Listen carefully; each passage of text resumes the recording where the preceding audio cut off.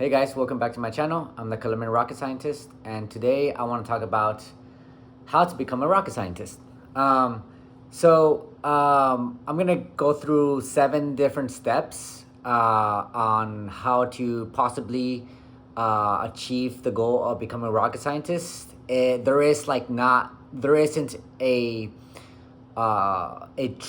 correct way to do this to become a rocket scientist. I think everyone who I've met that is a rocket scientist has done it in many different ways. There are many paths to becoming a rocket scientist, but I'm gonna share my experience and how I would go about best achieving this goal if that is your goal.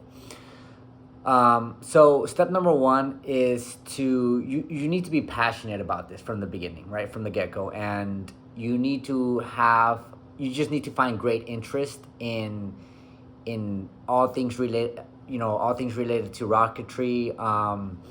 You kind of want to have that, you know, um, that high interest in things related to space and space exploration, and can I have that self motivation, internally, because that's really what I needed to become a rocket scientist.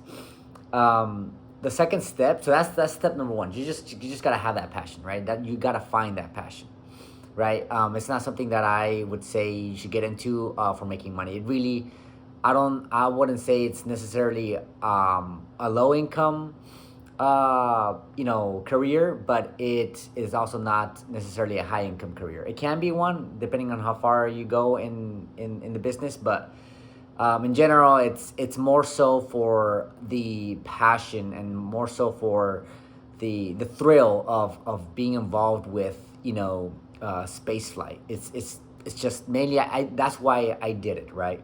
And for my love for it, right? Ever since I was a kid, I was just very passionate about that. So that's number one, right?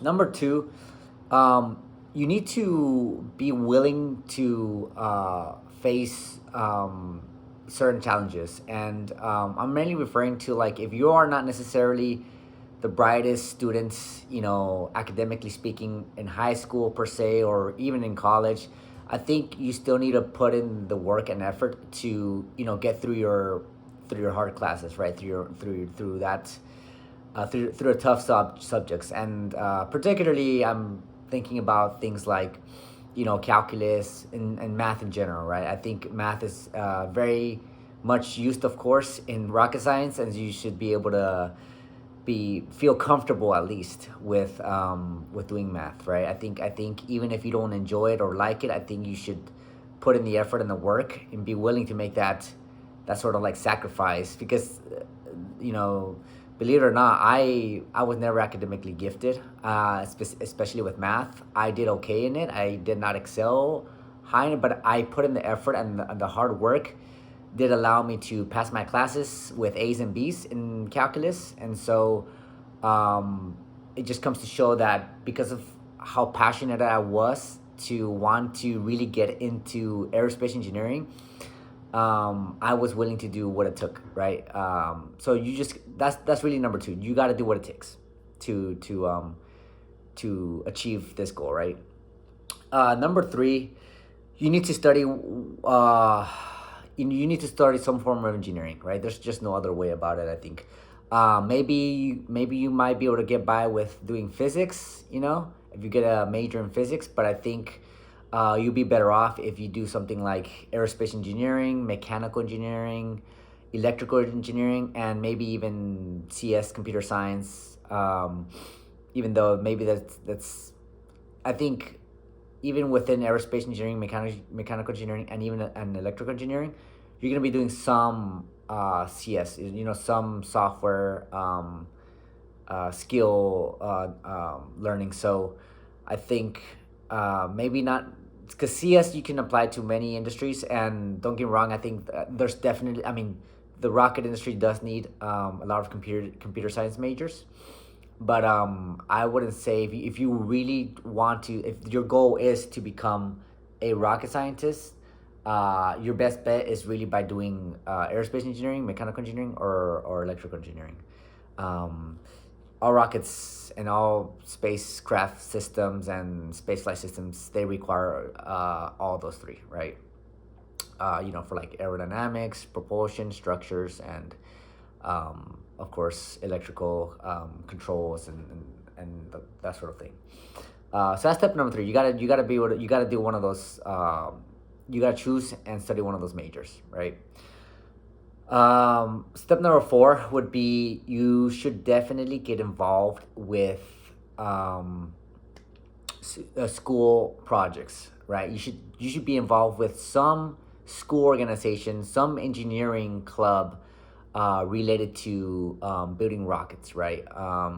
I would even say you can even get involved with a club, an engineering club that is involved with building airplanes, right? But again, specifically, I'm tailoring this video to doing what you need to do to become a rocket scientist, right? And I think most schools nowadays, most universities have have at least one rocket club. Especially if this school is very diverse in terms of like the majors it offers, and if it has an engineering, if a college of engineering, it's likely it should have some rocket club. And even if it didn't, I would definitely, this is when I would advise you to start one, right? There's always that possibility of you going to a school that doesn't have a rocket club, and so you could definitely start one. And normally these clubs, they are involved with student competitions, for like between universities. And so it is at these clubs that you're going to get your first hands-on exposure to building rockets, right? You're going to learn the fundamentals and the basics of the anatomy of rockets, right? And what it takes to design a rocket, perform analysis on it, build, manufacture, test components, and test the rockets, the rocket systems, and then and eventually fly it. So you get the whole spectrum of processes that goes through, getting a paper design to something that is flying, in the atmosphere. So definitely get involved with some school rocket project. So step number five would be you need to be self-driven as well. I think you need to learn the basics of rocketry in general. Like you need to do that on your own. I think I'm so glad that I didn't wait in college to get to the classes that would eventually teach me topics on rockets. I gave myself a head start on learning that knowledge just through reading textbooks. There's plenty of textbooks on rocket propulsion, structures, aerodynamics, orbital mechanics. There's plenty, and if you just get a head start and not wait because those classes are typically the later classes you'll be taking, during your junior and senior years of college. And so it's better to just get a head start, and then by the time you get there, you already know that material, and you already have that knowledge much earlier in your academic career. So I really highly advise and recommend that you do that. Step number six would be to obtain internships. I think this is a non-negotiable. I think you need to have industry experience, with internships, because that is, your first taste of the work experience regarding engineering and being involved with the space and rocket industry. So, for example, I think I did 4 NASA internships at Marshall Space Flight Center. One of them was like a structures internship, and then the other 3 were were propulsion internships.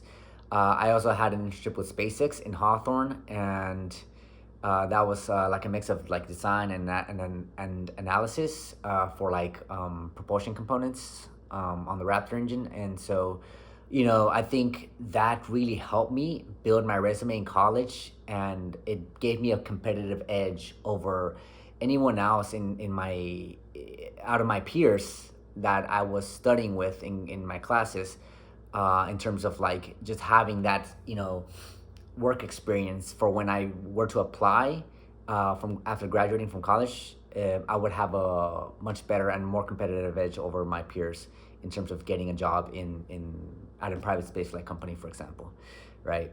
So again, I think that's something that everyone that aspires to become a rocket scientist should do. So apply to companies for internships, and it could be a government agency like NASA, or a private space like company like SpaceX.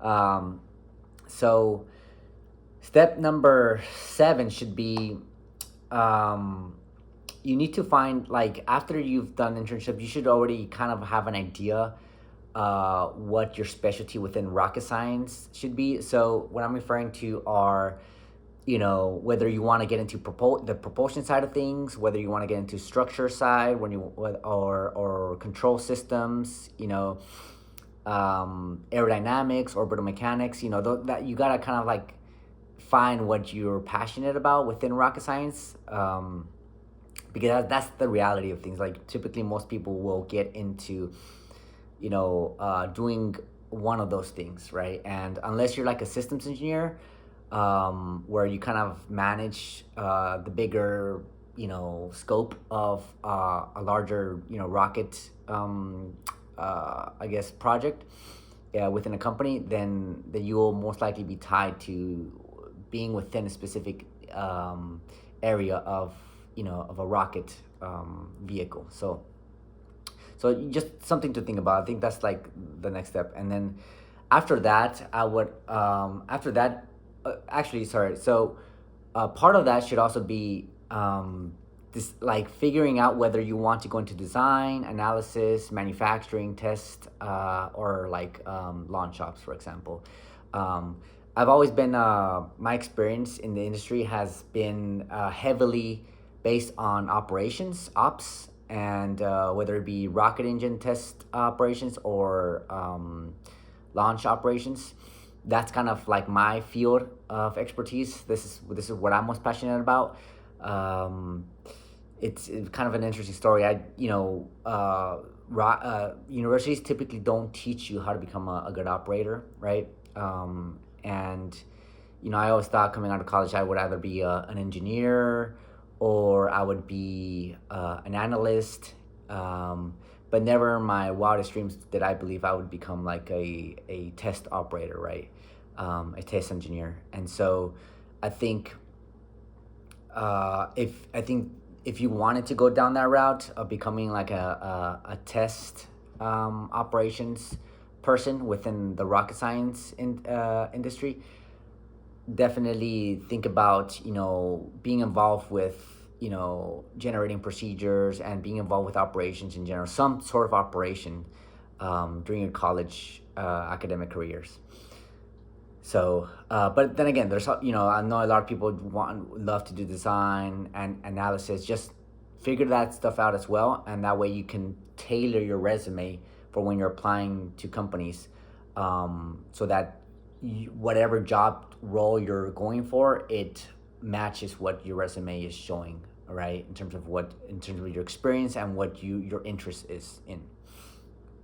Lastly, after that, after you've kind of gone through all those different steps, the last thing is to apply, right? You just got to apply, create your resume, tailor your resume towards your interests and your experience. In my case, it was propulsion, and maybe some design and some testing and some analysis, a little bit of everything. And my first job, after graduating from college, was as a propulsion test engineer. So I started testing rocket engines for a private spaceflight company, and I've been doing that ever since. So again, apply as much as possible. I would definitely recommend you tailor your resumes to that specific job role that you're applying to, right? Because there will be certain keywords that will be picked up by the recruiter, and so that will help you get noticed more quickly, right? And it's just a smart thing to do. But yeah, hopefully this video was very helpful. Let me know if you guys have any other questions, and as always, I'm more than happy to answer any questions you guys have about anything related to aerospace engineering, rockets, engines, space flight history, anything like that. Until next time.